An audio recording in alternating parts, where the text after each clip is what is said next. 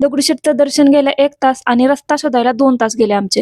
Hello, मी स्वप्नाली. तर काल इव्हिनिंगला अचानक माझं आणि रूममेटचं ठरलं, की रात्री दगडूशेठला जाऊया. मग एवढा लेट इव्हिनिंगलाच हेअर वॉश केला. कोल्ड पाण्याने हेअर वॉश करून वरून आणखीन कोल्ड कॉफी बनवून पेले मी. मला काही एवढी खास येत नाही, पण कॉफीची टेस्टच बास असते माझ्यासाठी. आणि या जारची लिंक पाहिजे असेल ना, तर कमेंट करा.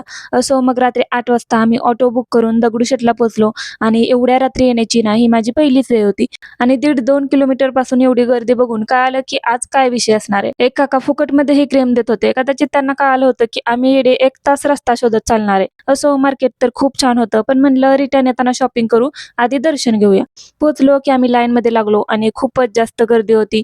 1 तास किंवा जास्तच वेळ गेला असेल आम्हाला रांगेत उभं राहून. पण एवढं आहे, की एकदा बाप्पाचं दर्शन झालं ना, की सगळं विसरून जातं. आम्ही पण दर्शन घेतलं आणि बाहेर आलो आणि ही जागा ना लक्षात ठेवा तुम्ही, पुढे सांगते. नंतर चालत चालत आम्ही थोडीशी शॉपिंग केली आणि बाहेर निघायचं सोडून ना, आम्ही परत चुकून त्याच स्टॉल जवळ येत होतो आणि असंच 2 वेळा झालं. शेवटी म्हणलं जाऊ दे, आधी काहीतरी खाऊन घेऊया. खाल्लं की परत चालायला लागलो आणि भाईसाब आम्ही परत तिथंच आलो जिथून आम्ही सुरुवात केली होती. शेवटी विचारत विचारत बाहेर पडलो कसं तरी. आता येडं म्हणा नाहीतर काय म्हणा, पण असंच झालंय आमच्यासोबत.